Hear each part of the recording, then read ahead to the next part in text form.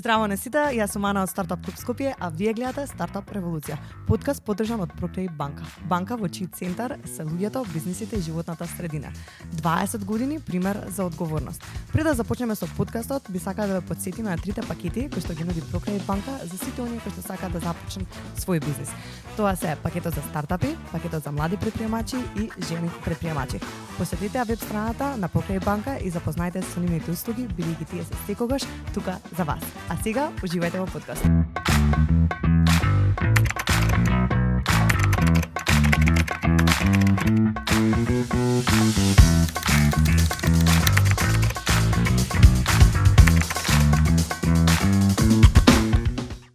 Здраво на сите и добро дојдовте во најновата епизода од Стартап Револуција. Денеска ќе зборуваме малце повеќе за образование и што е иднината на новите професии кои што се на пазарот на трудот.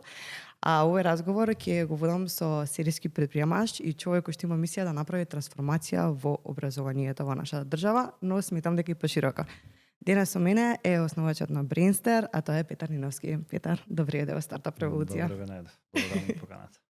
Како си? Како се чувствуваш? Супер сум, Ана, да ти кажам право. Да, одморен бев до пред некој ден бев на одмор, така да релаксиран, одморен и back to work. Да, видов фотографии, убаво си поминавте фамилиарно, така што баш убава атмосфера. И сега се враќаме назад. Назад, Во секојдневието. Назад во бизнес. Супер. Пред да ги почнеме сите теми кои што сакам да ги отвориме и сите прашања кои што ги имам во однос на твојот бизнис, на брендот кој што го градиш со Brainster, сметам дека за да има сето тоа смисла, потребно е да запознаеме малце тебе повеќе како човек. Всушност и тие сите разговори на Стартап Револуција така ги започнуваме, пошто мислам дека тоа е една многу добра основа за да разбереме суштината на тоа што го градат предприемачите. Така да би сакала малце да ни споделиш нешто повеќе за твоето детство, како израснат Петар и со кои вредности, за малце подобро да разбериме зошто го градиш се ова што го градиш денес. Ова е многу добар почеток, Ана. Иако често кога имам интервјуа, на почетокот им ги поставам овие прашања на кандидатите, да сакам да дознам малце повеќе за нив и за нивното детство, бидејќи моја размислување е дека ние како возрастни, како карактери сме производ на две работи. Едното е она што ни е вродени карактеристики или ген, меѓутоа втората работа е како сме раснале до 10-та, до 15-та можеби година понатаму луѓето или карактерите многу малку се менуваат понатаму во животот. Така да што е тоа што е интересно за мене, се сметам за многу среќен дека сум имал среќа низ животот. И би набрал на 3 работи зашто мислам дека сум бил особено среќен низ животот. Првата работа е дека и ќе ти дам после тоа објаснување за секоја овие работи. Значи првата работа е дека потекнувам од многу сиромашно, од екстремно сиромашно семејство. Втора работа е дека потекнувам од семејство со високи вредности и сум имал, иако сиромашно, меѓутоа безгрижно детство, среќно детство. И третата работа е особено се чувствувам среќен дека сум имал среќа бидејќи многу рано во рана фаза сум пронашол која ми е пасијата, што е тоа што сакам да го правам во животот. И ќе почнам од тоа да го разјаснам. Значи од секогаш сум имал, кога се сеќавам за себе, сум имал пасија за образование, меѓутоа во првите фази од мојот живот, основно и средно, тоа нормално дека ми не насувало проблеми низ животот, особено ако се запрашаш зашто одредена работа треба вака да функционира, ако тоа го прашаш професорот наставникот, нормално дека нема добро да поменеш поради тоа. Ако се вратиме сега на пример во Петар во основно, како изгледа, како кој дете било во класот? И детето кое се запрашувало зашто функционираат одредени работи како што функционираат, зашто не функционираат поразлично. Детето со доста прашања, детето со доста визии како треба поинаку да изгледа тоа таму, образование, меѓутоа претпоставувам дека наставниците и професорите понатаму во средно, па и на факултет не се многу добро снаоѓаат со деца кои се поразлични, ако си поразличен значи дека си лоши и тоа ти ми нанесуваше доста проблеми и фрустрации можеби во тој период од животот, меѓутоа сум имал среќа дека сум имал поддршка од моите родители, така да сум бил лошото момче во основно и во средно, меѓутоа добро сум поминувал добро дома. поради тоа. Сега тоа е нели третата работа сум нашол која ме е пасијата, па пасија е важна не кога бизнисот добро функционира, туку не функционира, во периодите кога не функционира толку добро, бидејќи претпоставувам, нели, кога добро функционира бизнисот, не ти треба некоја дополнителна мотивација за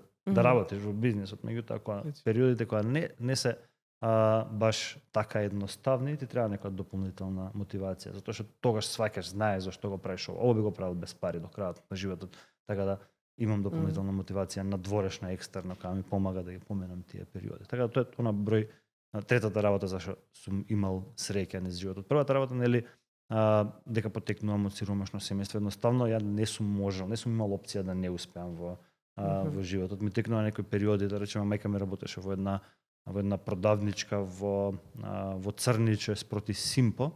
Работеше еднаш на 2 недели, имаше слободен ден и работеше најчесто 10 до 12 часа во текот на денот. И ми текнува на моменти кога зимно време облакаше неколку слоеви на облека за да може да иде на работа, зашто не се грееше во продавницата, летно време обратно, жените во продавницата се шетаа со шиша вода за да може да издржа во текот на денот. И тие се работи кои не сум сакал да им се случуваат на моите, ниту на мене, и не сум имал опција да не успеам во животот. И првиот пат кога можев да си го дозволам тоа беше мислам нека 2 години од кога го започнав бизнисот, ги собрав моите родители, татко ми тогаш изгуби работа, така да немаше среќа татко ми да го направи тоа, меѓутоа на мајка ми кажав иди утре на работа, напушти работа, немаш потреба дека да работиш до крајот на животот, така да моите сега се уште не работат и може тоа да се го дозволи бидејќи нели го заслужиле. Значи тоа е, сега читав една книга последниве години сум неколку години, не многу, сум навлечен на биографии. И читам доста биографии од успешни луѓе и ова не е токму биографија, меѓутоа се писмата на Рокфелер што ги има напишано на неговиот син. Мислам дека книгата се викаше 48 писма што ги има напишано Рокфелер на неговиот син. И во едно од писмата опишува еден момент PSD, Poor, Smart and Determined. И он го опишува како сиромашен, паметен и посветен. И он го опишува во насока како синко, дај да симулираме сиромашен, бидејќи ја бев сиромашен, ти не си. Како можеме да направиме да симулираме дека си сиромашен, бидејќи таа е многу силна нели сила која те движи понатаму. Така да тоа е првата работа. Втората работа дека оние вредности кои сум ги земал од моите, се сеќам на некои работи на пример од татко ми, вика треба 3 работи да направиш во животот за да бидеш успешен. Вика да работиш многу, да учиш многу и да бидеш етичен, да бидеш добар, да внимаваш на репутација. И ми вика минимум што може ако ги следиш овие работи, минимум што може да се случи да бидеш среќен. Можеби не финансиски успешен, меѓутоа минимум да бидеш среќен човек и нема ризик од да ги почитуваш тие работи. Така да тоа е на кратко. Малку на подолго претпоставувам за моето детство. Не, мислам дека многу имаше смисла, ти благодарам се за ова што го сподели. Мислам како што зборуваше ти, јас се навраќав на некои други моменти од моето детство, тоа што сум поминала, пошто мислам дека преку секое запознавање на луѓето кои што ги гледам, исто така се огледало на нас, не права да погледнеме внатре во нас што се случува. И мислам јас кога ќе се сетам на моето детство и нели сите тие денови израсната на село, мене ми текнува на заедништво. Ние цела фамилија работевме заедно и некогаш доаѓа и почироката фамилија да ни помагаат и мислам дека мојот порив кон тоа да сакам заедници и да сакам да функционирам во било какви системи каде што можат луѓето се поддржуваат, проаѓаат од тие моменти, мислам, доаѓа од тој некој порив функционираме заедно. Да. И сега додека зборуваше, се присетив на тој момент што имаше многу смисла. Тоа е многу интересно кај нас, за разлика претпоставувам ако се споредиме со другите, со западните земји, на пример, оно чооперативно растење, така, значи се уште, на пример, сега мисијата на моите родители е како најмногу што може да ни помогнат за нашите деца сега. Значи тоа чооперативно растење, мислам, тоа е специфично претпоставувам за овие простори. Не сум сигурен дека е надвор така. Е нешто што претпоставувам треба да го негуваме понатаму, затоа што е добро да растеш како дел од заедница. Добро е да имаш чувство дека треба да се грижиш за твоите родители и понатаму во животот и обратно твоите родители да ти се наоѓаат кога ќе ти притребаат понатаму во животот. Да нема некој 20 години и се разделуваме, претпоставувам дека така е надворот тука, меѓутоа тие вредности мислам дека треба да ги задржиме како општество. Во ова што го спомнав во однос на семејството и вредностите кои што понатаму треба да ги гоиме, што останале, се сложувам комплетно и мислам дека можеби не во истиот формат, пошто остануваат и некои делови кои што и тие ги препродувале, имале моменти на англиски има терминологија на reparenting, како учиш од ново да бидеш родител и за себе, така и за децата. Има некои работи кои што сметам дека може да се изменат, но вредносно мислам дека имале добра насока што треба да остане како основа на тоа што Апсолутно. Воделе на градиме. инстинкт. Да, воспитувале деца на инстинкт, што мислам дека не е погрешно. Апсолутно. Сега во однос на твоето професионално портфолио и работа, што се случува од кога завршуваш со твоето формално образование? Како ти се случува првата работна позиција? Накратко тоа, пред да преминиме на почетоците на предприемачкиот дел. Немам богато портфолио.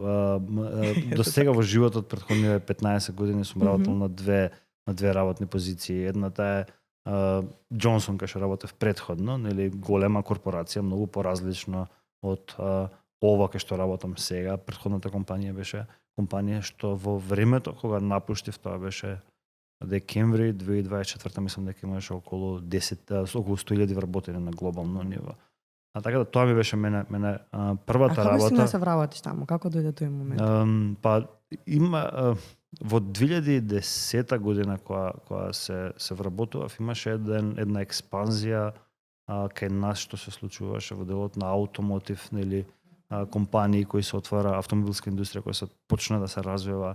Тука беше доста добар период за инженери кои сакаат, нели да работат со раце и да градат бизнис во фабрика.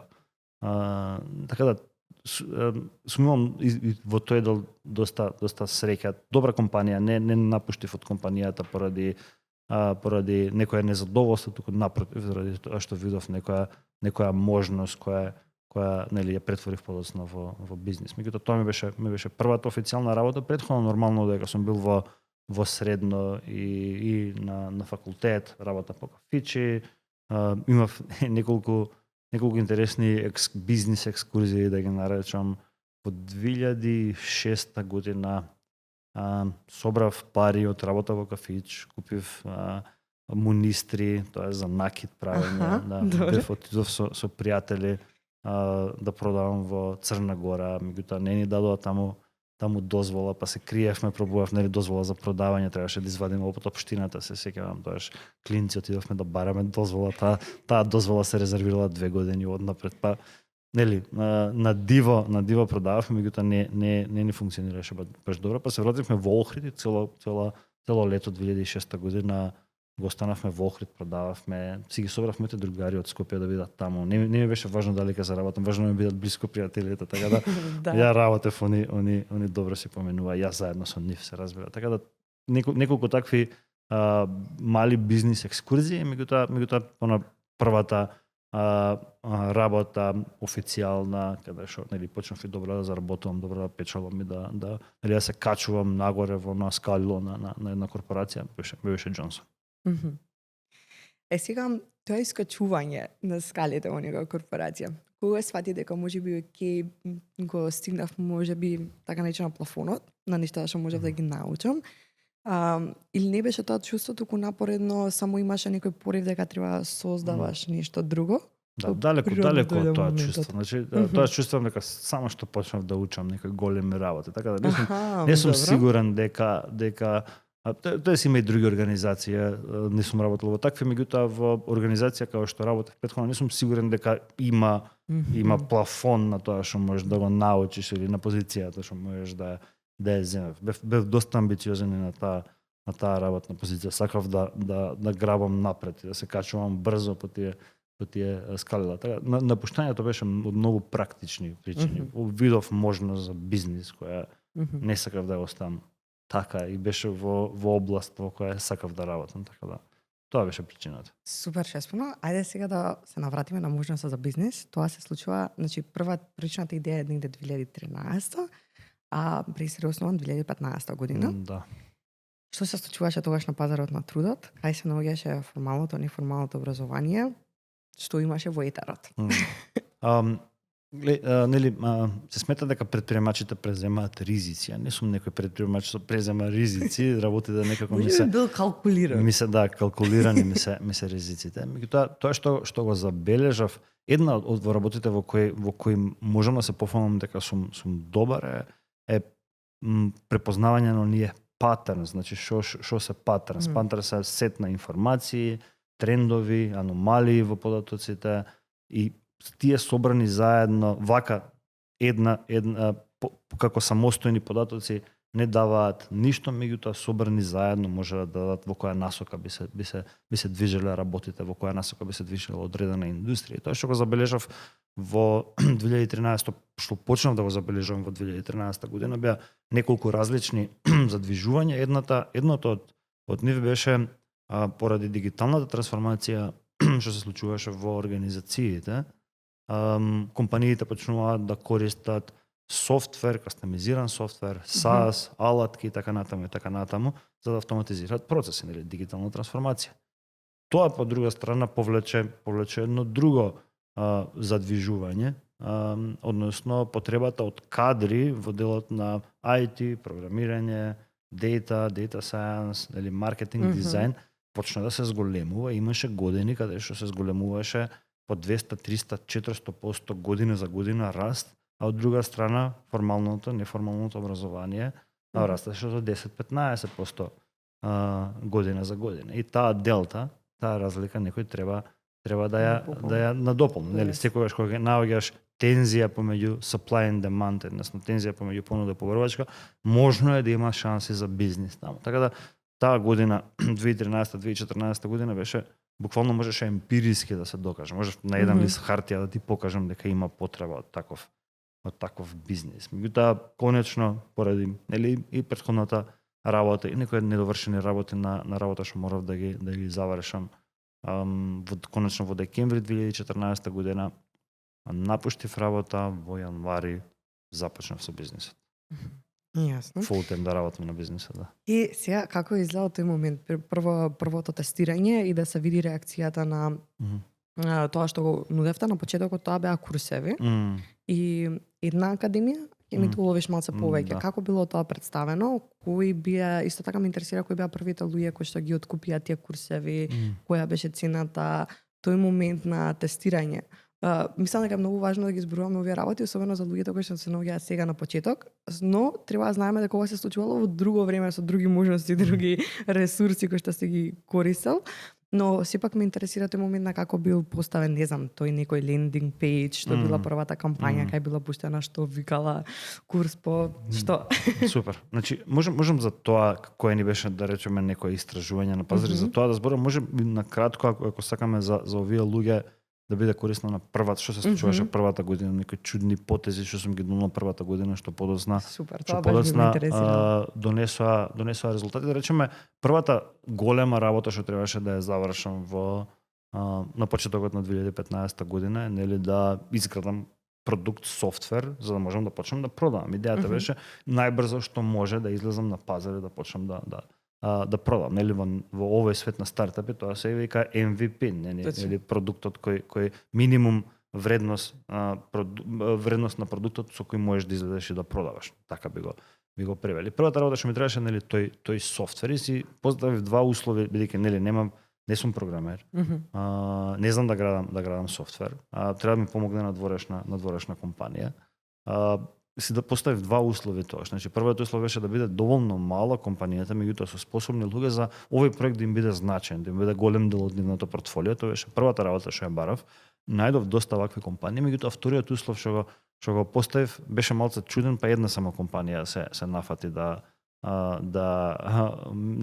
го прифати тој услов. Условот беше да почнам да работам кај ниво канцеларија, значи да им се вселам кај ниво канцеларија, за да можам во мојата глава да можам да имам контрола на квалитет и нели колку време е потребно за одредена фаза да можам на дневна основа да го гледам. И ја во наводници на еден начин имав интерен тим, а не беше интерен тим, нели беше екстерен. Така да таа компанија ми дозволи да се вселам кај нив и таа година беше многу интересна, 2015 година. Многу возбудлива, затоа што доаѓам нели од корпорација во многу послободен свет за за работа. Првите канцеларии ни беа спроти Водњанска во едно станче, тоест во една зграда, две станчиња поврзани со еден ходник и таму се развива 3 бизниси. Многу интересен период.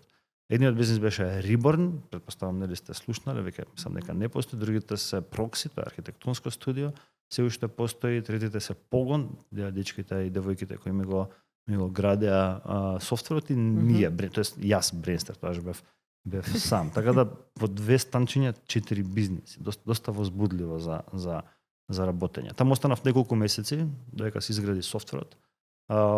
И значи емпириски можевме ние да докажеме дека има потреба од вакви продукти. Меѓутоа палетата на продукти беше прилично голема и тоаш размислив и сменив on the go, значи во додека работам на бизнисов, наместо да лансираме академии веднаш, бидејќи академиите беа потребни неколку месеци за да се создаде квалитетна академија, решивме да лансираме една академија и неколку курсеви, да лансираме повеќе курсеви. Идејата со курсевите е дека полесно се прават, значи ако не се неколку месеци потребни, толку неколку недели се потребни да се создаде добар курс и ги пуштивме курсевите за да направиме во реален свет истражување на пазар. Разбирате, да видиме за кои курсеви има најголем интерес. Тоа забележавме дека дизајн и маркетинг почнува да се бара заедно со програмирање, така да наредната година 2015 година бевме со една академија и неколку курсеви, 2016 година веќе со неколку академии, така да после некое време ги изгаснавме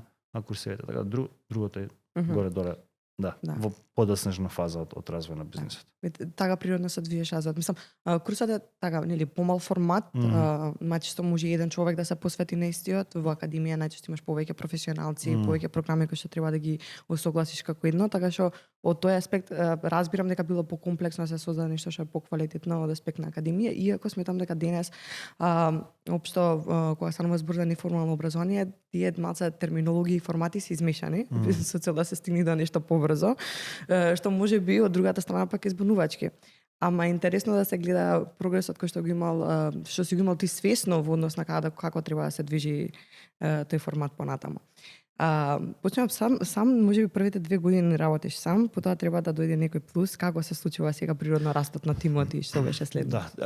Не сум сигурен дека ќе ги погодам бројкиве, баш така, меѓутоа мислам дека веднаш 2016 година веќе почнав да вработувам луѓе. Не сум сигурен како беше, 20, па 5, па 7, па 10 луѓе. Меѓутоа некои позначајни скокови од 2020 година, 2018-19 година, додека конкурентите разберат за кој е форматот кој ние го понудевме. Значи не само образование, туку помош при вработување, реални проекти, прилично покомплексен систем, додека конкурентите сватија дека ова е системот што функционира, наместо одредена технологија и само тоа да го изучуваат, ние направивме одредена предност. Мислам дека во 2020 година станавме by far најголемото неформално образование по број за запишани студенти. Таа предност што ја создадовме до тогаш ја зголемивме за време на COVID, каде што со физичко присуство се фокусиравме онлайн со многу одлично искуство со софтвер изграден на страна за да може интерно за да може нели да го поддржиме онлайн студирањето и да го направиме уште подобро од физичко, нели со физичко присуство, така да тоаш направивме уште еден скок 2020 година. Мислам дека таа година имавме 50%, ние 50%, сите останати конкуренти. 2021 година почнавме, го акредитиравме факултетот, 2022 започнавме со првата година оваа генерација, оваа година ни првата генерација што ни завршува. Во петок ни се првите студенти што дипломираат, така да до септември би требало да имаме првата генерација целосно што има дипломирана и многу важна работа, особено во овие пазарни услови како сега, дека 100% тие студенти се сега вработени и за 100% од нив имаме најдено компанија каде што би ја продолжиле кариерата по дипломирање. Така тоа се случи со факултетот. Претходната година започнавме и со ЕНЮ, нели академиите за средношколци, така да полеко и тоа расте со брз, тоа е портфолиото од прилика низ годините на Brainster. Јасно. Ти благодарам. Сега Јас оно што сакам да прашам, верувам дека ги интересира и луѓето кои што слушаат, многу е тешка транзицијата од можеби некој тим кој што се 3 или 4 луѓе до поголем тим, каде што сега се менува и процесот на комуникација, и менаџментот, и поставувањето на сите тие структури, интерната комуникација. Како се справи со тој сегмент од водење на бизнисот? Многу интересно е ако си го поставуваш еднаш годишно прашањето кои се, да речеме, не знам, секој декември сам да си го поставуваш и да си одговараш прашањето кои се најголемите предизвици со кои се соочуваш, секоја година ќе имаш различен предизвик, сосема различен, комплетно различен. Така да претпоставам тоа е делот од бизнисот, од растењето на бизнисот. Во секоја различна фаза е нели различни проблеми, различни предизвици. Тоа што мене ми е природна средина е нели да не престанувам со учење, тоа го правам постојано, претпоставам овие фази ги пребродував заедно со мојот тим, бидејќи бевме посветени на учење, не само на развивање на бизнисот. Така да претпоставам некогаш имало проблем од 3 луѓе на 10 луѓе, веќе не се не сеќавам на тој проблем. Сега проблем е нели за прв пат ќе имаме интернационален, голем интернационален тим од повеќе држави, така да претпоставувам тоа е сега новиот предизвик со кој треба да се соочиме. Така да нели бизнис предизвиците се очекувани и горе-доле можеш да предвидиш однапред каде ќе треба да се подобриш за да можеш сега од оваа фаза да го однесеш на наредната фаза бизнисот. Сосема се нови скил сетот на вештини кои се потребни, не знам, од 0 до 1 милион бизнис, од 1 до 3 милиона бизнис, од 1 бизнис на 3 бизниси, од 3 на 30 милиони евра бизнис. Така да претпоставувам во различните фази од развојот на бизнисот се различни проблеми кои нормално претприемач се можеш да ги научиш, да ги совладаш и да ги решиш. Да, се слушам. Имаше баш слушав и друг подкаст со кој што зборуваше дека луѓето кои ќе да донесат до еден таргет кој што треба да го поминиш, не знам, било финансиско стварување, профит и слично, нема бидат истите со тие кои што ќе те донесат до следниот дел и тоа ќе биде нов предизвик, ново нешто за учење. Така што кога го спомна сега се навратив на тој момент дека навистина е така че повеќе луѓе. Така и знаете, на пример има навистина квалитетни луѓе кои се квалитетни и сакаат да работат за организацијата во одредена фаза од развојот на бизнисот. Не разбирате. После има луѓе кои сите што се на лидерски позиции се луѓе кои не сум ги земал однадвор за да бидат лидери, туку си изградени лидери со работа, јас од нив учење, они од мене и овие луѓе се префрлале од различните фази на животот, долго време се со нас, така да овие се тие луѓе кои не им било проблем да го менуваат тој сет на вештини кој им е потребен за во наредната фаза од бизнисот. Меѓутоа има луѓе нормално кои не се можеби сега расположени за дополнително учење, за дополнителен ефорт, така да тие луѓе претпоставам треба да се заменат некогаш. Да. Се согласувам, не секој ќе се пронајде во тоа што е можеби одреден период ќе сака да придонесе, но понатаму, не знам, можеби на приватен план се менуваат целите, може бизнисот оди во друга насока и слично.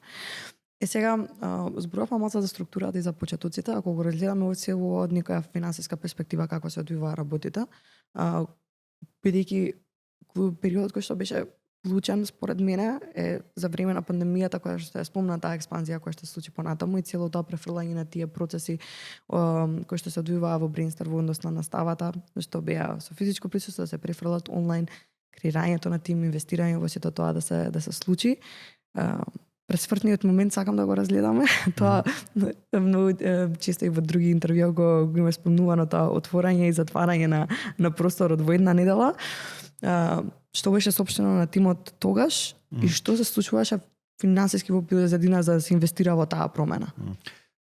И мислам дека не е еден пресвртен, еден момент кој што направил пресврт, апсолутно не. Мислам дека се неколку, тоа е еден и можеби не е најголемиот пресврт, ги има неколку во текот на бизнисот и ние имаме еден принцип на работење кој го викаме 80-15 5. Што значи тој принцип на работење? Ако го ќе ти го објаснам за кратко, меѓутоа ако пробуваме да го практикуваме овој принцип на работење, ние ќе правиме вакви трансформации од време на време. И што значи тоа? 80% нашиот 80% викаме 80% од ресурсите, од времето, од парите, од сите други ресурси ги фокусираме на оперативни работи, односно правиме continuous improvement на тоа што носи резултати, на бизнисот кој го имаме, на продуктите кои ги имаме, така натаму и така натаму.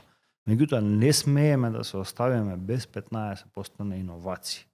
И не смееме да се оставиме без 5% на disruption, на некои големи промени кои се апсолутно неочекувани од никој. Така да дури го имаме ние во KPIs делот на иновации и disruption. Сите овие работи што се пресврце всушност се случуваат од овие или иновации или disruption, бидејќи другото е еволутивно работење. Ти стануваш подобар со секоја помината недела. Тоа е еволутивно поменување. Меѓутоа револуционерно, revolutionary, нели, improvement, таков скок се случуваат само од иновации, само од disruption. Така да нашата компанија е така создадена да има пресврти од време на време, да лансира нови бизниси, нови иницијативи, од време на време некои иницијативи да не функционираат. Така да не верувам дека е една таква пресвртница, него се многу во серија, некои неуспешни, некои успешни.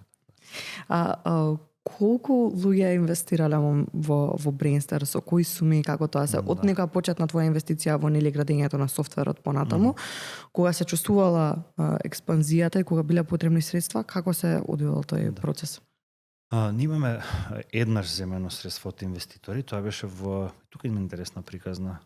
Ме повика во 2015 година да бидам ментор на едно школо за стартапи, SWT, СВТ, алумни. Не знам дали постојат дечките. Не сум слушнала, ама сакам да го Има изгубам. школа за развој на бизниси. Многу беше интересно. Мислам, ја добро си поминав тие неколку недели кога бев со тие стартапи, со тие дечки, им помагав на тема, претпоставувам беше проблем solving или во таа насока. И кога заврши моите активности таму, Виктор и Марко се вика основачите, мислам дека ако пропуштам некој плюс, ако имаше основач, нека ми прости, меѓутоа Виктор и Марко ми спомнаа дека тој ден кога завршував со активност таму, вечерта дека има овие бизнеси идат пред Бизнис Англија да пичираат. И ги прашав дали можам ја да додам, иако не сум дел од школата, ми дозволија, има време неколку сати да се подготвам за тој пич. И тоа што го направив е, над зид имав изналепено планови, земав неколку фотографии од тие планови, им ги презентирав буквално на лист хартија, supply demand, зашто има потреба од таков бизнис, кое најмногу им се допадна моментот на ризикот кој го имам во нивните очи, ризикот кој го преземав да напуштам работа целосно се фокусирам на тоа. Тоа беше за нив skin in the game. Апсолутно. Така да ја добив инвестицијата. Добив инвестиција, мислам дека беше 25.000 евра или 30.000 евра, не ме држи за збор, меѓутоа таа сума од прилика и беа 5 инвеститори. Јас сум многу среќен со нив, претпоставувам и за нив ова е златната кокошка, бидејќи со таа инвестиција зема околу 25 или 25% од бизнисот. И понатаму се имаме 3 бизниси, они се сопственици од 3 бизниси, така да се ги префарлам затоа што нели и беа коректни инвеститори тоа што најмногу требаше нели инвестира, меѓутоа и дека прилично се поврзани еден со друг нашите бизниси, така да етички е да ги земеш во другите бизниси кои ги отвараш. Еден од инвеститорите го откупив пред неколку години, мислам 2020 беше 2021, така да он направи екзит, другите се уште со нас, така да тоа е од тоа натаму немаме земено инвестиција за другиве, за Brainstar и за Next, сега за ширењето на НУ земавме инвестиција пред неколку месеци. Да, значи како се случи сега тој процес кога веќе луѓе знаат што се случува со Brainstar, како одеше да се земе инвестиција за НУ? Тоа е прилично лесно, да. Прилично лесно затоа што нели тоа што ти го кажав, што ми има учено таткова репутација, да внимавам на репутација, бидејќи имање на добра репутација, што го имам сватено дека имање на добра репутација е playing the game of capitalism on easy mode. Така, на easy Добро mode, стручено. да, лесно стигаш стигнуваш до луѓето. Мислам дека за неколку дена и беше прилично мала инвестиција затоа што ENU сакавме да ја шириме преку франшиза и не знам кога ќе се објавува оваа епизода, ама во петок утре објавуваме дека за прв пат македонска компанија почнува да извезува знаење над во Европска унија и ENU од понеделник, за неколку дена од денеска ќе биде преку франшиза ќе биде достапна во Словенија. Супер, честитки. Да, Мислам, благодарам. ќе има бафер. Ќе има Во- бафер, да. Добро, значи нема да се објави Така што да ти потврдам чисто да ќе знаеш. требаше да го да не го презентирам, меѓутоа да, значи тоа е една од големите моментално работи што се случуваат за нас, големите достигнувања. Имавме една визија што на почетокот као Brainster си ја поставивме на почетокот во 2015 година, звучеше многу чудно, дури ми беше не се чувствував комотно да ја споделувам, меѓутоа таа визија беше да ја направиме Македонија препознатлива по квалитет на образование. И толку голема визија, веќе влегува да речеме ако треба 10 скалила да се поменат, сега стапнавме на третата скалила со овој потек. Многу брзо во Хрватска и многу брзо во уште неколку европски земји ќе може да нели нуета академија за талентирани средношколци, ќе може средношколците од повеќе европски земји да посетуваат образование кое е made in Македонија. Супер, колку е. Мислам, не можам да го замислам чувството, гледајќи ја таа визија можеби на почетокот и можеби изгледало како нешто лудо, нели треба да е нешто недостижно, така да изгледа да се стремиш кон тоа цело време, да поставуваш нови цели за да стигнеш до таму. Од оваа перспектива е сигурно возбудливо чувството. Апсолутно. Да се И гледа. сега на моменти изгледа прилично недостижно, меѓутоа нели само е потребно време и прогрес година за година и јас сум желано да го правам наредните 50-60 години. Се надевам дека ќе се развивам по пат као предприемач, па нема потреба да земам некој друг да ја води компанијата. И имам време. Имам уште 60 години пред мене, предпоставам за работа, така да мислам да верувам дека ќе се оствари таа визија. Драго доколку Пауза. Време за кафе. апсолутно. Ти благодарам. Со секој испиено кафе во Стрекја бар и Стрекја Русидер вие го поддржувате Стартап Клуб Скопје, така што следната кафе пауза направете ја токму кај нас. Тоа сакам да кажам многу интересно дека на пример Brainster е сега дел од твојот идентитет, пошто најчесто не ни се слуша како Петар Ниновски, туку Петар Brainster, како што и за други предприемачи тоа се случува. Колку често го поистоветуваш секој успех на бизнисот со свој, ама исто така и неуспех, пошто да, ти си дел и си го создал тој бизнис, но исто така ти си индивидуалец, кој што нели има и свое семејство, има други аспекти од својот живот и други полиња кои ги џунглира. Како се справуваш со тој дел? Односно, колку некојаш неуспехот на бизнисот го сваѓаш како нешто лично или се како, окей, ова е само едно поле од мене и тоа ќе биде променливо како такво? Не сум сигурен дека можеш да ги раздвоиш двете работи. Нормално дека ова е дел од мојот идентитет и сакам да биде дел од мојот идентитет, не ми пречи воопшто. Меѓутоа, гледате кога понего спомнав 80-15-5 кога си во организација која иновира, иновацијата значи дека правиш нели иницијатива која шансите да не успее се големи. Така да ќе се научиш на тие порази, односно ќе се научиш на од време на време или некогаш често иницијативи да не функционираат. Меѓутоа кога една од таргетите кои ги имаме to outfill the competition, односно да направиме повеќе промашени иницијативи од нашите конкуренти. И тоа е ако нели се зголеми бројот на промашени иницијативи, нормално е дека се зголеми бројот и на проби и на иницијативи кои не успеваат. Така да бидеме сигурни дека повеќе иновираме од нив. Иновација значи од време на време нешто да не функционира.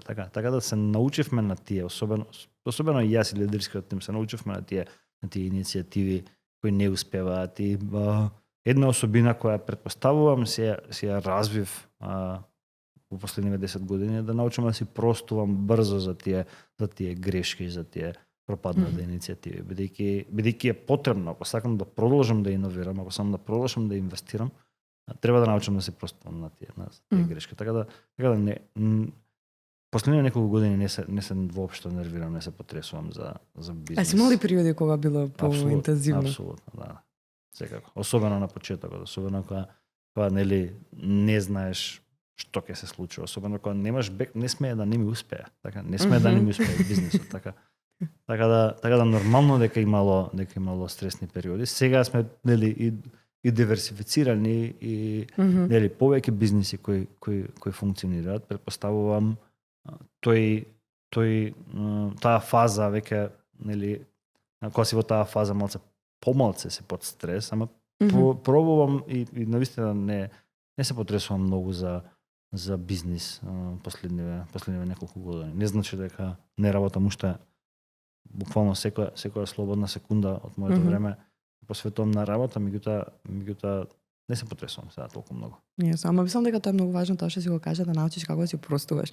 И тоа на секој поле кај што функционира. Мислам не само во бизнисот, за многу луѓе што ги научиме, треба да знаеме дека се дел од нас да ги префатиме како такви, без разлика дали биле некојаш негативни, дали можеби некојаш било некоја можеби понижување, дава нова перспектива на нашиот карактер, треба да знаеме што сме требале да научиме и да продолжиме. И е многу убаво кога се зборува, кога се кажува, ама процесот не е едноставен. Она што мене ми е интересно додека разговарам со тебе и додека ги слушам твоите размислувања е контекстот во кој што ти ги ставаш работите. Тоа е многу интересно и тоа кажува многу за делот на мајндсет. Односно, како и во некои предизвикувачки ситуации, ти го менуваш наративот на која треба да биде перспективата на како треба да се гледаат работите. Барам јас тоа така го доживувам во моментот каде што кога малце ќе свртиш коцката од другата страна, поинаку изгледаат работите и тоа отвара други можности. И кога зборуваме веќе за некако мајндсет и перспективи и промени и нешта, сега сме во еден период каде што се случува една друга можеби еволуција на технологијата и појавата на вештачката интелигенција која што во позадина веќе со години тоа се развивало, но сега веќе стануваат многу работи повеќе јавни и повеќе алатки се во етерот. Кои се твоите размислувања во тој поглед? Кои се новите предизвици, предности на тоа што ќе се случува на пазарот на трудот, земајќи ја во предвид она што го нуди вештачката интелигенција? Знаете, за да можеме како луѓе и како поединци, не само како бизнес, него и како поединци и како бизнеси, да можеме да во вакви времења на големи промени, огромни тектонски промени, за година дена од сега, за 2-3 години од сега нема да изгледа како што изгледа денес, нема да има ниту работна позиција, ниту компанија која нема да биде трансформирана.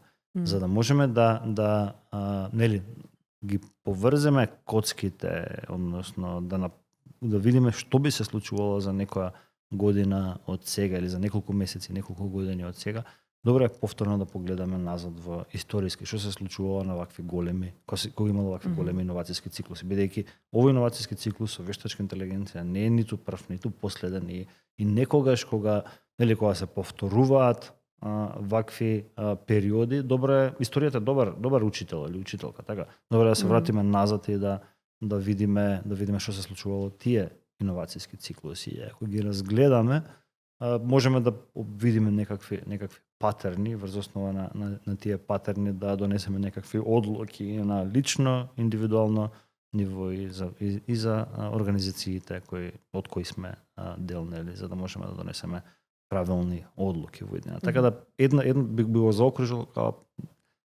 секи биде различно, ќе биде во ред, секи биде во ред, као што било ред со претходните иновацијски циклуси, да не се грижиме за тоа, меѓутоа ќе биде се различно. А што е нешто за кој што можеби ти си најмногу возбуден во поглед на вештачката интелигенција во однос на некои можности, што се некои нешта кои што интерно можеби ја променира работата на Brainstar како алатки кои што се користеле или можеби во другите бизниси? Како се гледиштата од таа страна? Значи, што е нешто што те возбудува во однос на алатките и можностите што ги има сега? И дали можеби некои ги користите интерно и дали се оптимизирали некои процеси во Brainstar благодарение на истите? Тука да пробаме да бидеме едукативни. Значи, кога се наоѓаме во фаза на ваков иновацијски циклус. Спомнавме, не е ни прв ни последен, значи ги има ваквите периоди. Се појавуваат 3 типа на организации. Првиот тип на организации се наблюдувачи или пасивни наблюдувачи, може така да ги крстиме. Тие за жал се поголемиот процентот од компаниите, да речеме, можеби до 80% од компаниите се оние пасивни наблюдувачи. Овие компании за жал или нема да се адаптираат, или доцна ќе почнат со адаптација, па ќе биде доцна за нив. И не прават многу врска со новата технологија. Дел од нив не веруваат дека таа нова технологија ќе се случи и најчесто овие компании се заменети со нови newcomers, нови компании кои ќе бидат изградени со новата технологија, native, AI native компании. Така да овие компании ќе бидат збришени за жал. Сега другите 2 типа на компании се поголемиот процент од тие што остануваат од 20 или скоро 20 или да даеме некоја бројка 18%, а од нив ќе бидат компании кои ќе преживеат. И они ќе ги користат, ќе научат да користат вештачка интелигенција и ќе користат вештачката интелигенција во еден дел, односно ќе користат вештачката интелигенција за да оптимизираат процеси, да станат попродуктивни, да оптимизираат workflows, односно на cost side, во делот на трошоци, односно како сега новава технологија може да се искористи за да може да намала трошоци. И тоа е секако првиот чекор и мислам дека е правилен прв чекор што треба да го направат компаниите, бидејќи тоа што го имам научено во овие 15 на 10 години со Brainster и претходно дека приходите и профитите се циклични и зависат често од надворешни услови, така? Меѓутоа трошоците се перманентни. Денеска заштедени 10.000 евра се заштедени, тие можеме да ги трнеме на страна и да не ги трошиме тие пари. Така да логично дека компаниите ќе трнат на оваа страна, односно во делот на трошоци, како да создадат повеќе со новата технологија, со помалку ресурси. Така тоа е логично, не е неетички. Тоа ќе го направат компаниите, тоа ќе го направат они паметните компании. Меѓутоа, што прават победниците? Третата категорија се победници. Ако овие се компании што ќе преживеат, има и winners. И тие се 1-2% од компаниите. Сите претходни иновацијски циклуси имало 1-2% од компаниите кои го правеле тоа. Што прават овие компании различно од оние што ќе преживеат? Освен тоа што ја користат новата технологија за да може да оптимизираат процеси, на cost side, на делот на трошоци, ја користат и на делот на приходи.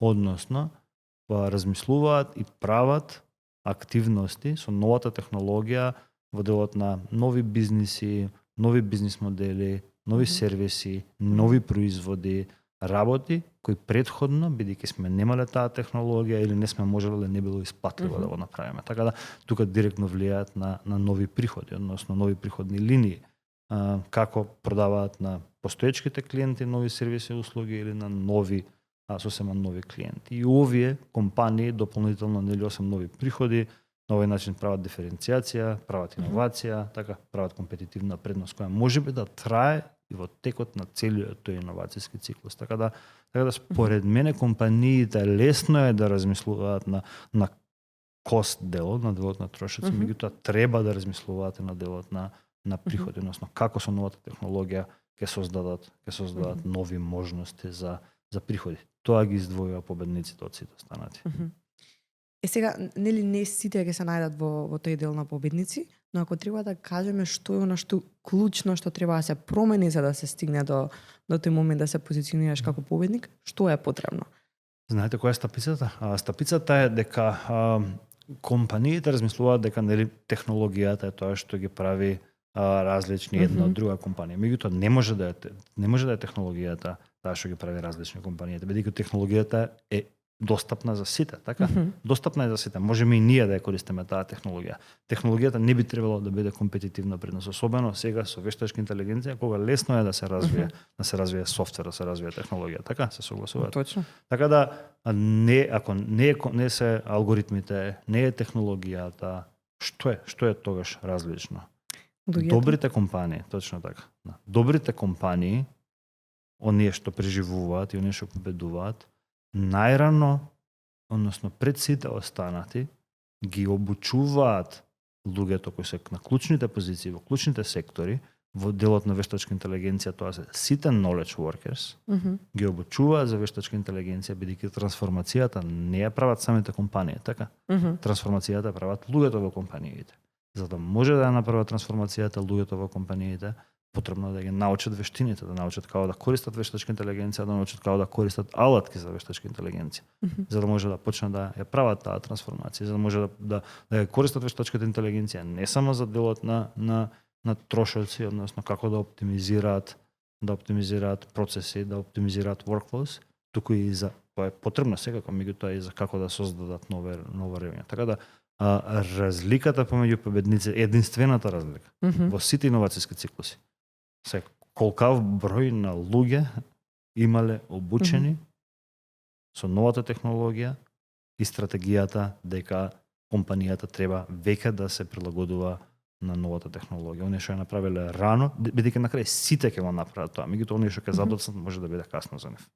Јасно. Ако гледаме сега ова маца пластично и така невино од моја перспектива сега тоа си размислува, ако јас имам компанија која што нели сакам да почнам да ги обучувам луѓето кои што ми се внатре да бидат подготвени и да знаат како да користат одредени алатки, како да донесуваат паметни одлуки во одредени процеси, прво јас треба да бидам свесна за истите, за да можам тоа да го спроведам. А самиот тој момент на подготвување на тимот и поставување на тоа од кај ќе ги земат и како ќе се одвива цел тој процес, од каде да почнам јас, ако сум собственик на компанија, што правам сега? Значи, првиот почеток е пластично е ова, значи да ги сватиме кои се појавите, што треба да направиме. Значи број 1, број 2, кост, ревењу и така натаму и да сватиме дека треба да ги обучиме луѓето. Тоа е првото што треба да ги направиме и да најдеме начин како да ги мотивираме, бидејќи во секоја компанија ќе се најдат луѓе кои ќе имаат отпор према новата технологија. Да најдеме начин како да ги мотивираме, природна и нормална и логично и ќе се случува и ќе трае, така. Меѓутоа да најдеме начин како да ги мотивираме, да се едуцираме, да најдеме начин како да го направиме тоа. Вториот чекор е да направиме рескил во случајот на сите knowledge workers во организацијата, за да може да бидат способни, да имаме способени, обучени луѓе да ја направат таа трансформација. Јасно. Фала ти, сметам дека ова ќе биде корисно за сите што ќе го слушнат. Кога сме веќе кај луѓето, кога веќе објасниме некако и пошироко како изгледа целата таа мрежа на бизниси, моментално со кој што ти навигираш и управуваш, за сето тоа да функционира и ти да можеш да размислуваш што ќе биде следното стратешки, треба некој оперативно сето тоа да го спроведува. И ја спомнав на важноста на луѓето и токму затоа сакам да те прашам како ти ги избираш луѓето во тимот, како оди процесот, како некој станува дел од тимот на Brainster без разлика на било кој бизнис. Верувам дека тоа се менувало со текот на годините и верувам дека низ процеси кои што се случувале имало одредени начини кои што функционирале, не функционирале, тоа секогаш е различно, некогаш ќе се донесе вистинската одлука, некогаш не. Но што е нешто што ти имаш извлечено како позитивно нешто на начин да се регрутираат луѓе или што е на што го препознаваш ти кај некој што ќе дојде како кандидат.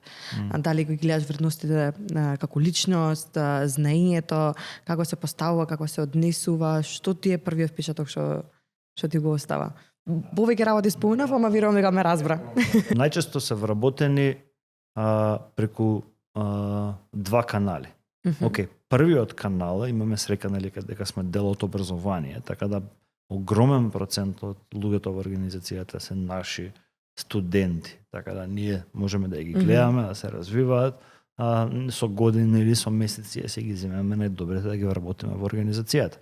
Меѓутоа исто така имам една група на луѓе, ова не е скалабилно, нема да трае уште долго, меѓутоа сега за сега се уште ја користам една група на луѓе со кои се гледам од време на време.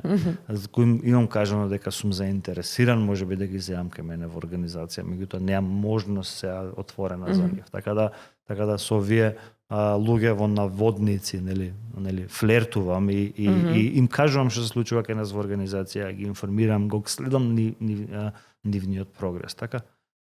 И од време на време им се јавувам, кажувам дека ја имам потреба кај нас. Тоа се случи пред неколку месеци, мислам дека беше петок, кога на еден од и многу добар потек направивме, еден од новите наши колеги му кажав, ако можеш да напуштиш работа у понеделник би било супер и доја ти кажам имам нешто за тебе и тоа се случи. И тој човекот сега што ни помогна да затвориме оваа франшиза, така да ова не е скалабилно, нели не можеме да го препорачаме на луѓето како скалабилна алатка за до нови таленти, меѓутоа нели може да функција за мала компанија. Ние сме 60 на луѓе компанија, прилично мала компанија, за мала компанија се уште ова функционира. А дали имало момент, и сега ова само прашање, дали има момент каде што си имал чувство дека некој човек супер ке се вклопи и може многу да предонеси, ама нема конкретна позиција за него моментално, ама сакам да го земам по секоја цена? Имало таков момент? Не. Добро. Не, тоа ги порано вработував така, ама тоа е recipe for disaster за нас. Зато ја прашав кој е тоа регистрување тоа е на тој рецепт момент. за неуспех, за фрустрации од твоја страна на компанијата и од страна на вработење. Сме го правеле тој, никогаш не испаднало како што треба. Така да со овие луѓе подобро биди отворен за твојот интерес да ги земеш овие луѓе некогаш. И гледај се со нив, меѓутоа побарај ги кога имаш точно нешто конкретно да им понудиш. Инаку држење на луѓе и шетање од проект на проект не е секогаш добро. Јасно. Барам за нас не функционирало до сега. Да. Јас сум била сведок на некои такви ситуации, затоа ми е интересно да видам дали имало некој, дали си имал ти такво искуство претходно. И сега како на дополнување на тоа, што е она што го вреднуваш кај тие луѓе со кои што ева под наводници флиртуваш? Зошто се баш токму тие кои што се наоѓаат во тој круг? Ние спомнавме дека можеби тоа не е одржливо на долги стази, но е нешто што се покажало дека е продуктивно сега во моментот.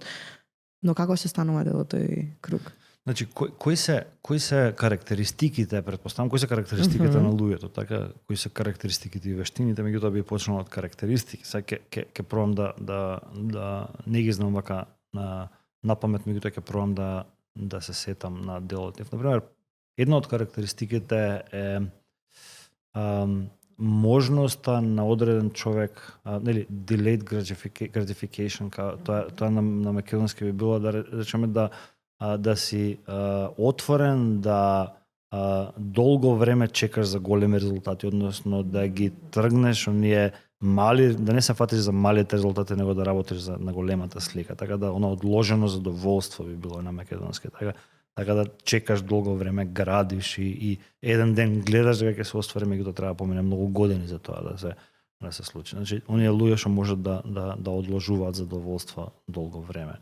Друга карактеристика е оние што учат и оние што сакаат да работат. Така да луѓе кои постојано работат на себе си, исто луѓе кои би сакал да ги привлечам. Сакам оптимисти луѓе, затоа што требаат оптимисти, особено за иницијативи каде шансата да успее иницијативата се мали, тие се оние иновации, ако не му даваме малце зачин на оптимизам, тоа нема да успее. Така да оптимисти сакам. Сакам луѓе кои се енергични, сакам паметни луѓе исто така. Сакам луѓе кои се паметни, кои знаат да решаваат проблеми. Сакам луѓе кои од време на време се наоѓаат во ситуација каде што еден колега го вика тоа да јаде метак за колегата, односно да луѓе кои ќе земат вина само за да спасат некој човек од организацијата, ме разбирате, така да или кои ќе земат обврски одговорност за да може да помогнат одреден човек без да биде побарано од него. Така да тие се претпоставам карактеристиките на луѓето. Ако имаш, не знам, 60% од организацијата со вакви луѓе, мислам дека имаш магија. Мислам дека имаме можеби повеќе од толков процент од луѓето кои ги имаат сите овие карактеристики. Тоа е супер.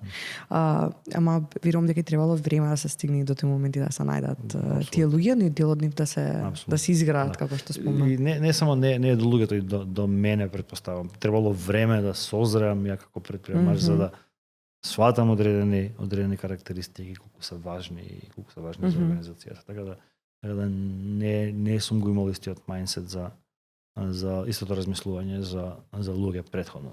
Претпоставам ова Препоставам јас сум верзија од последниве 2-3 години, не од сите претходно 10-15 години во бизнес. Апсолутно. Сега оно што е интересно, дел од приказната од Бринсер луѓето кои што се дел од твојот тим, мисли твојата сопруга работи заедно со тебе. Како е таа динамика? Тоа е најдобрата работа што ми се случила во животот, наистина. Не, значи, среќа што мојата сопруга е исто workaholic како мене, па немаме проблем да работиме многу. Од друга страна, мојата сопруга е во сектор кој е навистина значаен за организацијата и го работи подобро од било кој човек што го знам. Така да, од друга страна, кога никогаш сме преработени и кога не сакаме за работа да зборуваме дома, можеме едноставно да кажеме доста од работа, да се фокусираме на без да збориме за други работи сега. Така да претпоставам оноа само делот на многу работа и многу учење е нешто што не поврзува нас двајца и Кога се случи тој момент да биде дел од тимот, пошто како се случи таа одлука, кој имаш интерес, како дали ти текнува на тој момент? Да. Ние, значи тоа беше некоја година после COVID. Така да, или не, годината на COVID. Не, пред да се случи, освари. Една годината 2020 или 2019 година, таа година кога почнавме да работиме с мојата сопруга заедно. Она имаш интерес или ти беше како ми она имаше интерес, меѓутоа ја имав интерес голем да ја земам кај мене. Да. Организација, да.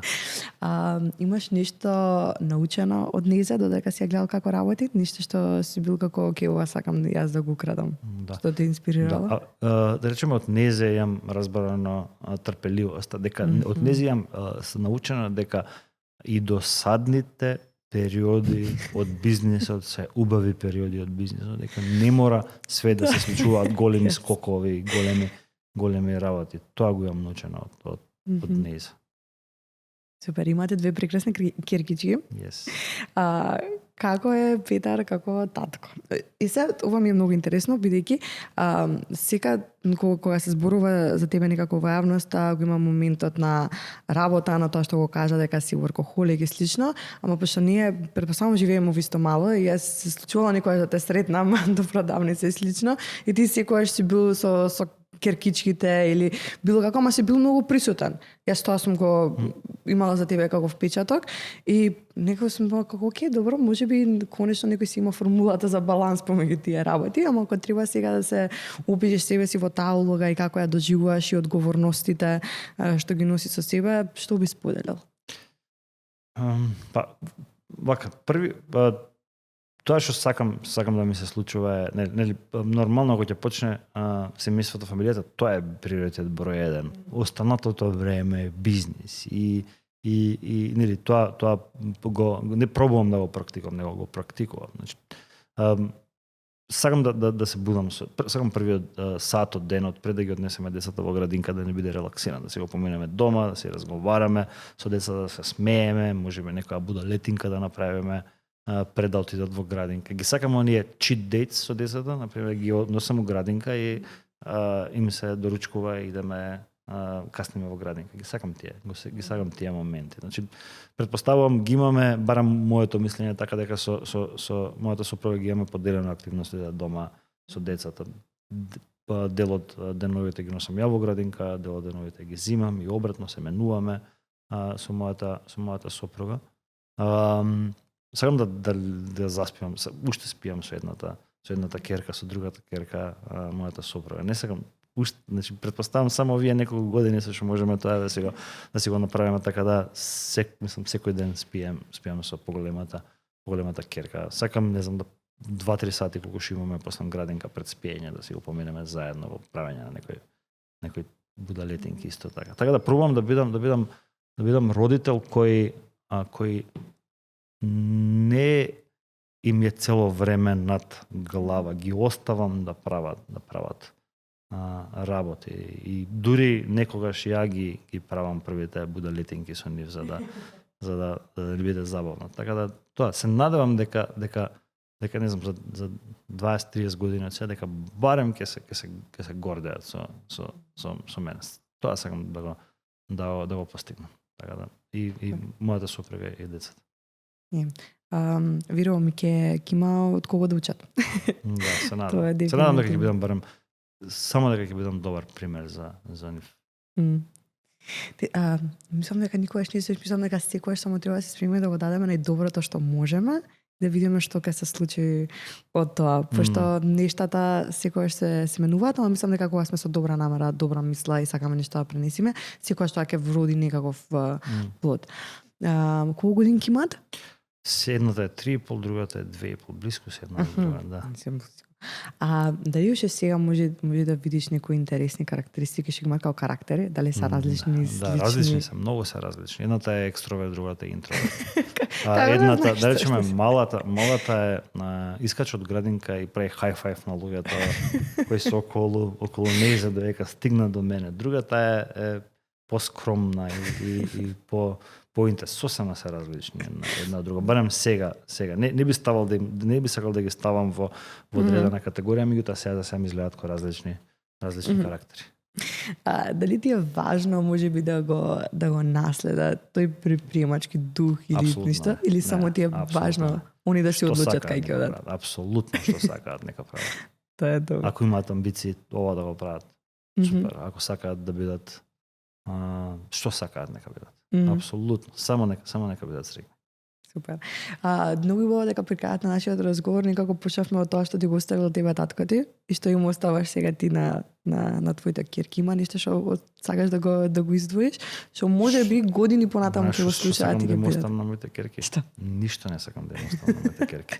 И тоа Добре. постојано го разговараме со мојата сопруга и ќе пораснат уште малце ќе пробам да им го објаснам тоа на моите деца. Се надевам дека нема да треба ништо да им оставам на моите ќерки, затоа што пак ајде да го симулираме тоа сиромашни, паметни и посветени, така да. Се надевам дека ќе дојдеме до момент каде што средствата кои ги сме ги заработиле ја и мојата сопруга ќе ги дадеме, ќе ги донираме негде и дека нема да ги оставиме на нашите деца. Се надевам дека ништо нема да ги оставиме. Не знам, тоа е теоретски, знам дека е тоа најдобро. Не сум сигурен дека ќе успеам тоа да го направам, така Ќе видиме. ама теоретски тоа е најдобро што може да им се случи. Ништо не добијат од нас. Баш ми интересира што ќе испадне и дали ќе бидам тука да посведочам што ќе се случи. Мене многу ме интересира.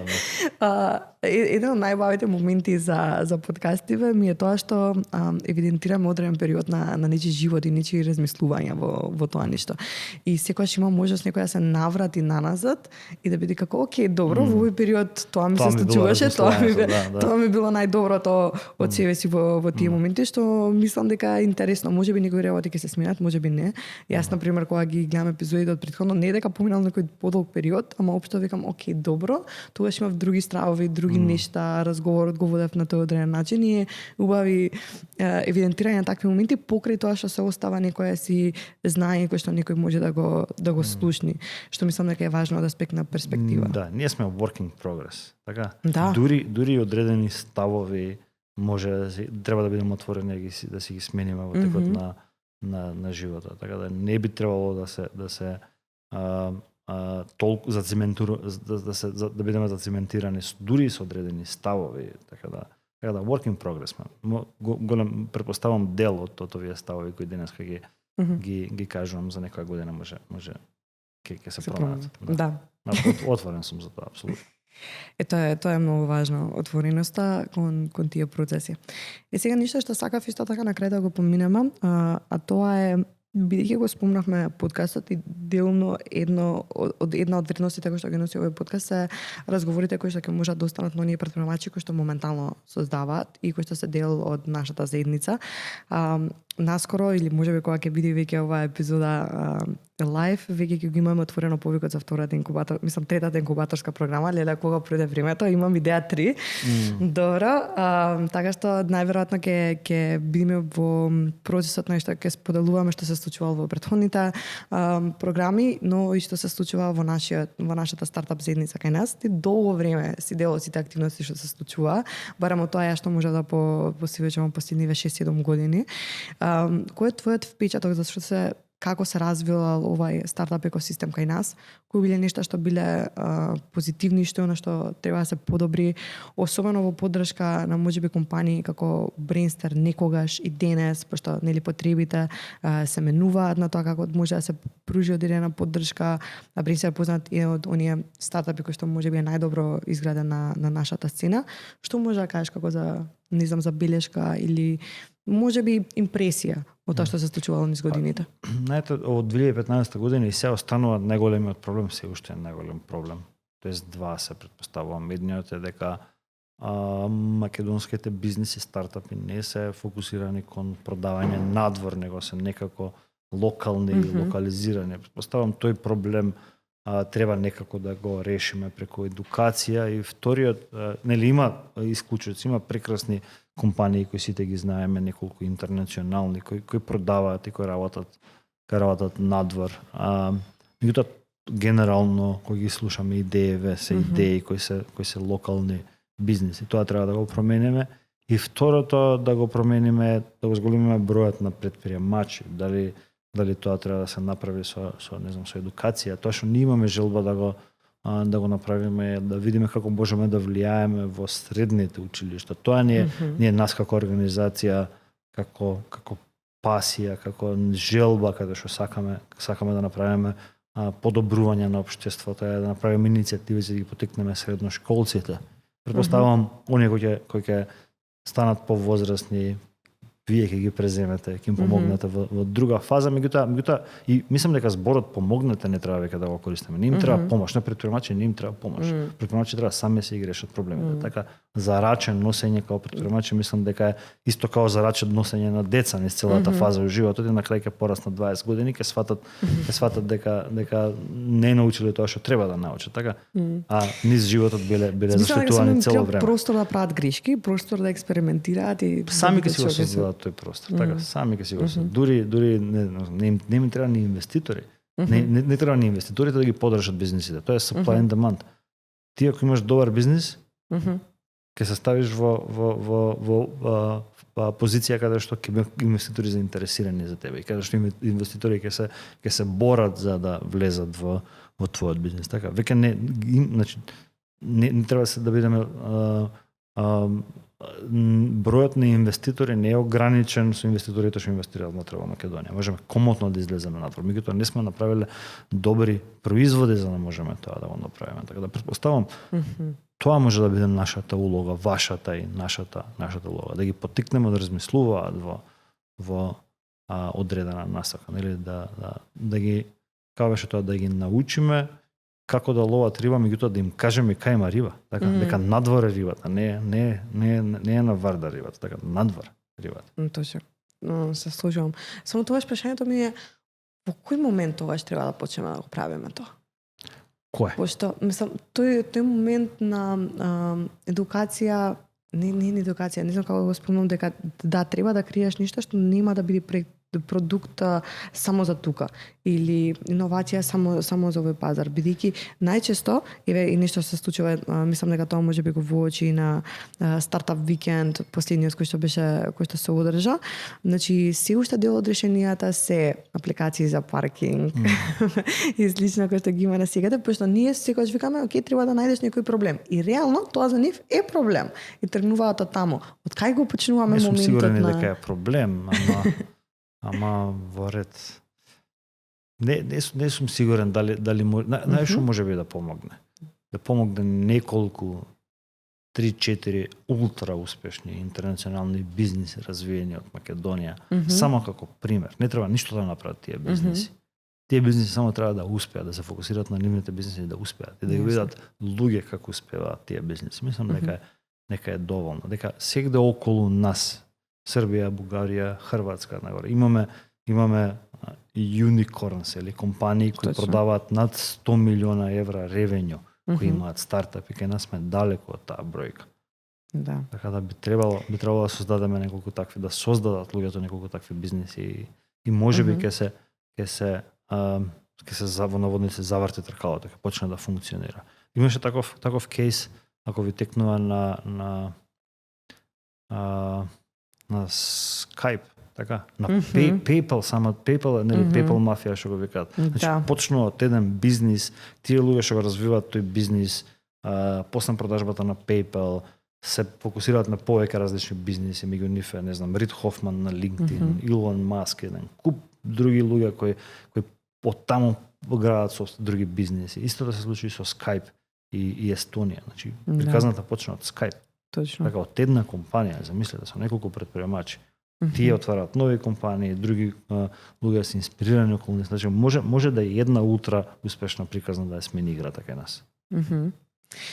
Дали гледаш потенцијал во некој од компаниите, како што спомна, имаме може неколку примери од компании кои што моментално постојат на интернационален пазар, но што имаат македонска ДНК.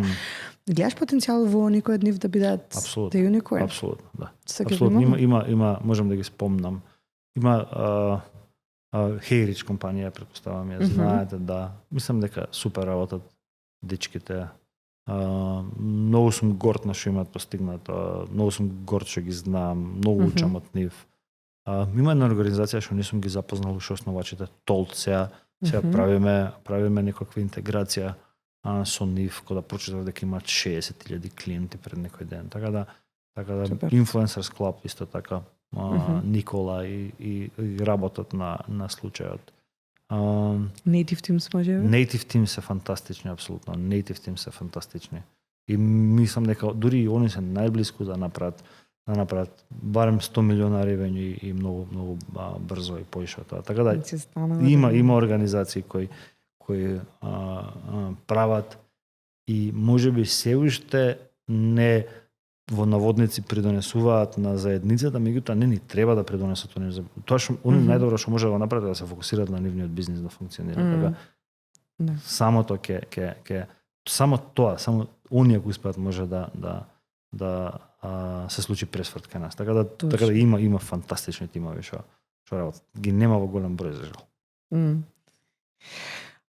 И мене ми е драго што дел од нив ја имаат желата барем малце малце, тоа многу значи. Мислам дел од нив се ментори во инкубаторската програма што имаме и многу ми е мило што одвојуваат тој мал дел од нивното време да дојдат да споделат што им се случува во моментот. Некои од нив одделуваат и време да имаат еден на еден сесии со тимовите што верувам дека многу им значи и дека и за нив е малце навраќање на нивните почетоци, но и давање на дел од искуството што го имаат, колку можат и колку може да се прими исто така од другата страна, но мислам дека доста голем импакт има врз последните тимови што беа дел од инкубаторската програма. Вистина ми е драго.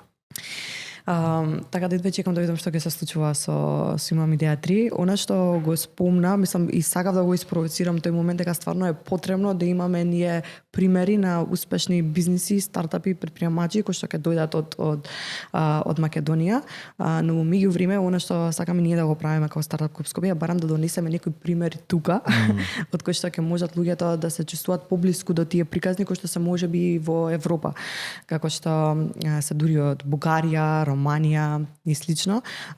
И оваа есен го организираме самитот Стартап револуција, кој што ќе биде регионален и каде што ќе можеме да донесеме некои компании како што ги напоменавме, но и воедно и да дадеме простор за компании од кај нас да споделат нешто повеќе. Веруваме дека ќе ни се придружите и ќе биде нешто што ќе го направиме заеднички. Апсолутно. И сега ќе се надоврзам на нешто, чисто за да го засумираме разговорот. Она што него напоменав претходно на овој подкаст, секој епизода завршуваме со прашање поставено од претходниот гостин. Интересно. Да, што ни бил на подкастот, но воедно оставаме простор и ти да поставиш прашање за следниот гостин. Супер. Што ќе биде тука. Така да јас сега го проверам прашањето. Чисто пошто ги имам запишано, бидејќи имаме како што кажав бафер од една од друга епизода и за да се присетам, секогаш си ги пишувам прашањата, така што сега ќе го видам и ќе ти го споделам, па ти ќе ми го кажеш твојот одговор. Едо дека проверуваш. Важи. Оние што сакаат да учат AI, односно оние кои се сега во фаза и поединци и компании кои имаат желба да направат таа трансформација. Направивме продукт AI Network, што ти го спомнав пред некое време, кој Фантастично функционира сега за сега и е продукт кој она што еден од проблемите што сакавме да ги решиме, бидејќи нели компании ќе треба цели тимови да обучуваат, внимававме на цената на продуктот да биде на вистина многу ниска, и решивме за 25 евра месечно subscription, односно по корисник да им овозможиме на луѓето да слушаат по 8 секој месец, од септември, октомври, буквално секој месец по 8 фантастични практични курсеви за вештачка интелигенција. Делот од луѓето кои ќе предаваат се луѓе од Spotify, од Spotify и од Airbnb ќе имаме првиот месец, од Microsoft ќе имаме вториот месец. И супер, ова не го знаев за предавачите. Значи, Фала ти што го напомена. Тоа дополнително за истите 25 евра добиваат и академија, тие се нели неколку месечни академии, и со ова се надеваме дека ќе им помогнеме не само на компаниите, туку и на поединците да направат оваа трансформација, се позиционираме така да можеме нели да ги искористиме први можностите кои ќе се појавуваат поради развојот на вештачка интелигенција. Така да AI at Work сум многу среќен и многу благодарен на мојот тим што успеавме да го донесеме во живот за буквално за помалку од една година, и многу сум благодарен и на инвеститорите што нели одлучивме да идеме со ваква ниска прифатлива цена, иако можевме да го продаваме според нас 4 или 5 пати повеќе од цената, да овој пат одлучивме да обучиме повеќе луѓе наместо помалку за повисока цена. Супер, многу ми е мило ова што го сподели, бидејќи го начнавме претходно кога зборувавме. Јас имав можност да бидам дел од AI конференцијата, мислам заедно со тимот бевме дел од Brainster Job Fair, па потоа бевме и на AI конференцијата каде што беше првичното нели представување на AI at Work. Тоа што момент Јуше, нешто само да кажам, извини, многу сум и за тоа среќен за тоа што уште во првиот месец, значи уште во септември, AI at Work ќе биде присутно на MENA регионот, во MENA регионот преку партнери, ќе биде во Шпанија и Португалија преку партнер од Шпанија, во Словенија. Така имаме неколку големи компании, тоа ние што сите ги знаеме компании кои ни стануваат клиенти на AI at Work. Така сакаме да дадеме образование со највисок светски квалитет, со најдобри инструктори што може исто да го понудиме и дома за иста цена за цена која претпоставам дека секој поединец и секоја компанија може да се дозволи. За некој што се интересира, не се слуша моментално, што е следниот чекор? Како може да го набави AI at Work? Нека отидат на Brainster страната, нека отидат на Brainster страната и нека искусаат AI at Work и ќе го најдете, или нека отидат кај нас на brainster.co. Потребни повеќе информации, дали може да закажат некој со останок и се слушнат со... Апсолутно. Во моментов имаме, ја знаеш колешката Јана, во моментов со колешката Јана сме на терен и буквално се состануваме со Бајле. Двајцата идеме на различни состаноци и после 7-8 состаноци во тек на ден со компании, си прибираме во канцеларија, споделуваме, нели како сме поминали. Така да моментално сме на терен, се гледаме со компанија, така да може и мене слободно ме пишат petar@brainster.co, може мејлот да го оставиме во коментар, така да ако некој има прашања, дали е компанија или поединец, слободно може да ми се обрати, па или ќе го препратам кај некој од моите колеги или ќе го преземам јас. Добре, а како е фидбекот од компаниите моментално? Фидбекот од компаниите, значи, па исто што го зборувавме, значи сите компании во моментов или имаат буџети за AI, или имаат буџети и некоја стратегија за AI. Поставувам дека продуктов е во вистинско време за нив, така да моментално си имаме видено претходниве 2 недели со 48 компании, само една компанија во моментов реши дека не треба да земе, дека нема да се претплати, односно испрате само еден вработен, меѓутоа и тоа е добро, меѓутоа и не знам, имаме компании кои го испраќаат цели тимови, имаме компании кои испраќаат цели сектори, имаме поединци кои исто така нормално ги таргетираме и се од наш интерес и нив да ги обучиме, кои нели се подготвуваат за работните позиции од иднината, така да интересот и интернационално и локално е навистина голем за AI at Work. Супер. Баш ме радува така што ги охрабрувам сите кои што имаат интерес да погледат нешто повеќе, додат на страната на Brainster и доколку имаат моменти каде што имаат повеќе прашања, потребна е некоја сигурност за да сватат во шо е следниот чекор, може да кажат состанок со тебе. Може слободно што е да ми се обратат и сега често правиме и во форма на вебинари, активности со цел да ги едуцираме луѓето. Ова сега што го зборавме со тебе, кои се фазите и што треба да очекуваат. И моето очекување е дека со овие вебинари и со овие мои гостувања дека едноставно само барем ќе ги смириме луѓето, ќе им кажеме дека ќе биде различно, дефинитивно нема да го криеме тоа, меѓутоа дека се ќе биде во ред. И ако го направиме чекорот пред останатите, сега сме во позиција да први да ги искористиме ново отворените можности, бидејќи има многу ново отворени можности.